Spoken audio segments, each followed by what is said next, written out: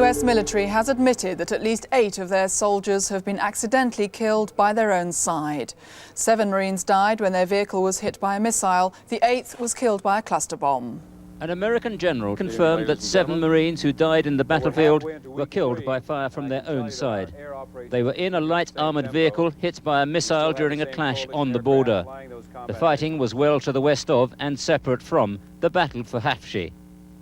If you look, as we have, at the penetration of the vehicle, it came in on the back left-hand side and went into the engine compartment in the bottom right. So clearly it was an airborne missile, and we have every reason to conclude that it was, in fact, a friendly missile. As a matter of fact...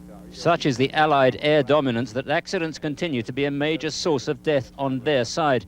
1 helicopter has gone down, killing 2, and one of America's B-52s, a plane capable of delivering 30 tons of bombs on each trip, has been lost in the Indian Ocean. Bad weather is still hampering the Allied effort at the front. Last week, heavy rain turned the desert into a quagmire. Now high winds are whipping up sandstorms. The helicopters are still flying, but only just, as the Allies batten down for the first sandstorm of the season. A raid across this desert is a vast amount of hardware, but the weather was today beating the technology. These helicopters are unable to fire their missiles without seeing the target. Were left wrapped up with nowhere to hide from the storm. For the airmen, these conditions are the worst imaginable, and they've discovered that the weather may yet provide Iraq with the best ally of all. The helicopters are the worst affected, but this weather makes all elements of an attacking force vulnerable. To commanders planning that attack, meteorology is becoming as important as intelligence on the enemy positions. The Allied bombing raids on Iraq are continuing. Iranian radio has reported shockwaves across the border caused, it said, by bombers pounding eastern Iraq. Allied commanders have repeated that they are only aiming at military targets.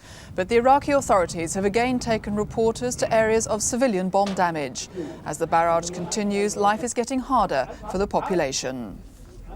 Electricity and water is the problem. That's all. The food, that we have plenty of food still. Because, of course, we all have supplies, and some of the shops are open, we can still buy things. Israel's government says it won't retaliate to the latest Scud missile attack from Iraq. The decision by the cabinet to appoint a hardline anti-Arab politician to its ranks has angered Palestinians and some other ministers. Rehavan Zivi wants Arabs to be expelled from the occupied territories. The Prime Minister, Mr. Shamir, condemned the Palestinian attitude. They dropped all their moderate pretenses and their so-called renunciation of terrorism. They are the most devoted partisans of Saddam Hussein. They should have no place in any process that is aimed at achieving coexistence and peace. President Bush has led Americans in a day of special prayers for troops in the Gulf. Saddened by the news that Marines had been killed accidentally by Allied fire during the battle for Hafshi, Americans attended church services across the nation to pray for the safe return of relatives and friends. And the Defense Secretary Dick Cheney has warned that Saddam Hussein should not be underestimated. He still has Scud capability. We assume he still has chemical capability tied to the Scuds, although we've never seen him use it. And, of course, on the battlefield, at this point, still formidable, although I think, as I say, I think our forces have done very well. That's all for now. We have bulletins throughout the night.